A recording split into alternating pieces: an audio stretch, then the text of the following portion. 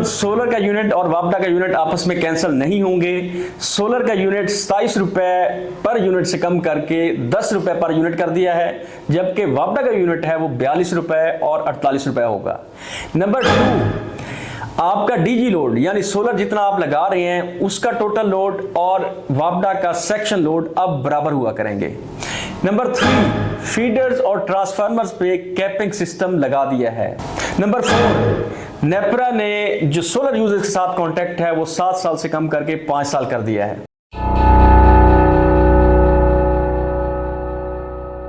बिस्मिल्लाहिर्रहमानिर्रहीम। अल्लाह ताला के बाबरकत नाम से जो वहदहु ला शरीक है।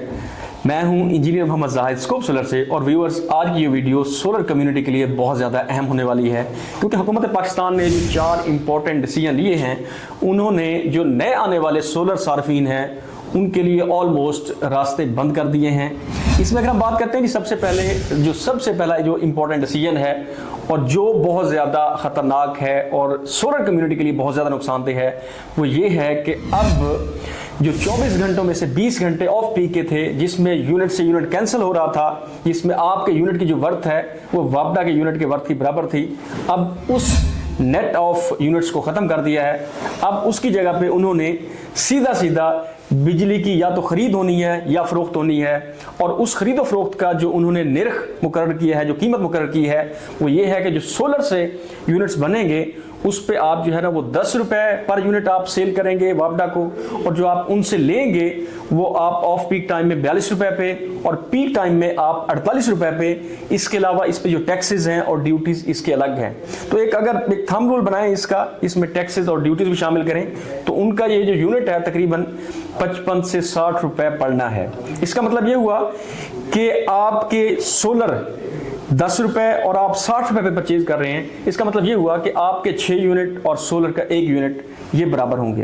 तो ये बेसिकली जो शेयरिंग एक फार्मूला था नेट मीटिंग वाला, उसको बहुत ज़्यादा इन्होंने डिस्करेज कर दिया है, और ये नए आने वाले सोलर सार्फिन के लिए है। नंबर 2, जो डीजी लोड था, जो आप सोलर जितना आप लगा रहे थे पहले, वो सेक्शन लोड का आप 1.5 गुना ज़्यादा लगा सकते थे। मिसाल के तौर पे अगर आपका सेक्शन लोड 10 था तो आप उस पर 15 किलोवाट का सिस्टम लगा सकते थे, लेकिन अब उन्होंने डीजी लोड और सेक्शन लोड को बराबर कर दिया कि 10 किलोवाट के अगर आपका सेक्शन लोड है तो आप उस पर 10 किलोवाट का सोलर सिस्टम लगा सकते हैं। नंबर 3, जो आपके ट्रांसफार्मर्स और फीडर्स हैं, आप उस पर भी चेक एंड बैलेंस हुआ करेगा। आप उस पर कैपिंग सिस्टम लगाएंगे और आप जहां पे रहते हैं वहां पे देखेंगे ट्रांसफार्मर कितने किलोवाट का है और उस पर कितने सोलर पहले लगे हुए हैं, तो आपको एक लिमिटेड कैपेसिटी में सोलर इशू किया करेंगे। नंबर 4, नेपरा का जो पहले एग्जिस्टिंग कंज्यूमर है उनके लिए जो एग्रीमेंट था वो 7 साल का था। अब उस एग्रीमेंट को कम करके 7 साल से कम करके 5 साल करेंगे, और ये न्यू यूजर के लिए होगा, पुरानों के लिए वही अभी तक 7 साल रिटेन करेंगे। व्यूअर्स, हुकूमत पाकिस्तान के इन फैसलों से जहां पे अवाम बिजली के भारी बिल्स पे करेगी, इनके पीछे जो मोटिव्स हैं वो आप समझते हैं, जिसमें IPPs की इन्वॉल्वमेंट है, IMF है, और इसी तरह से टैक्स की कलेक्शन है। इन डायनामिक्स को आप बखूबी समझते हैं, लेकिन जहां पे ये मसाइल होते हैं वहां पे there is a hope as well.